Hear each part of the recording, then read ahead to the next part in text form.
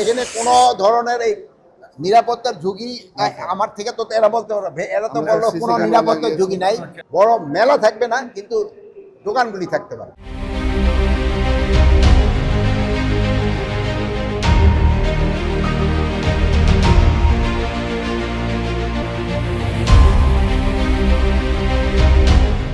যে এইবার তাদের আয়োজন খুবই ভালো, এখানে কোনো ধরনের কোনো সমস্যা নাই এবং ডিসি মহোদয় আমাদের বললো টোটাল এই পূজা ইসের জন্য কত লাখ দিতে, টোটাল 32 লাখ টাকা দেওয়া হয়েছে, 500 কেজি করে চাল এবং প্রতিটা মণ্ডপে 500 কেজি করে চাল দেওয়া হয়েছে এবং এই পূজা যেন ভালোভাবে উদযাপন করতে পারে এবং এটার যেন এটা কিন্তু একটা ধর্মীয় অনুষ্ঠান, এটার কিন্তু পবিত্রতাও একটা রক্ষা করতে হবে এবং এই সব ধর্ম মিলে যেন এখানে একভাবে কাজ করতে পারে এই ব্যবস্থা করা হয়েছে।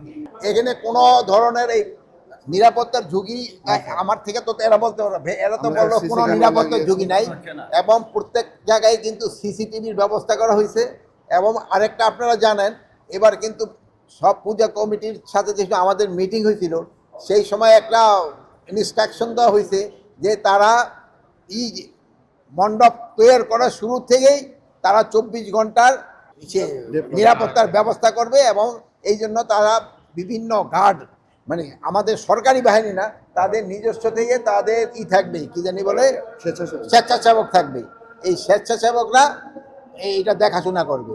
বসুন্ধরা টিস্যু, অশুদ্ধতার বিরুদ্ধে এক বিন্দুও ছাড় নয়।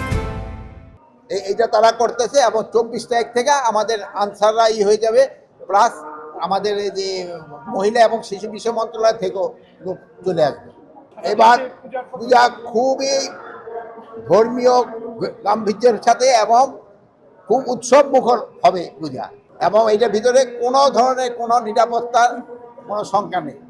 আগের চেয়ে আমি বলবো আরো বেশি উন্নত, হ্যাঁ আগের চেয়ে আরো বেশি উন্নত। আর এখানে সাম্প্রতিক বন্ধন সবসময় ছিল। আপনারা ভালো থাকেন।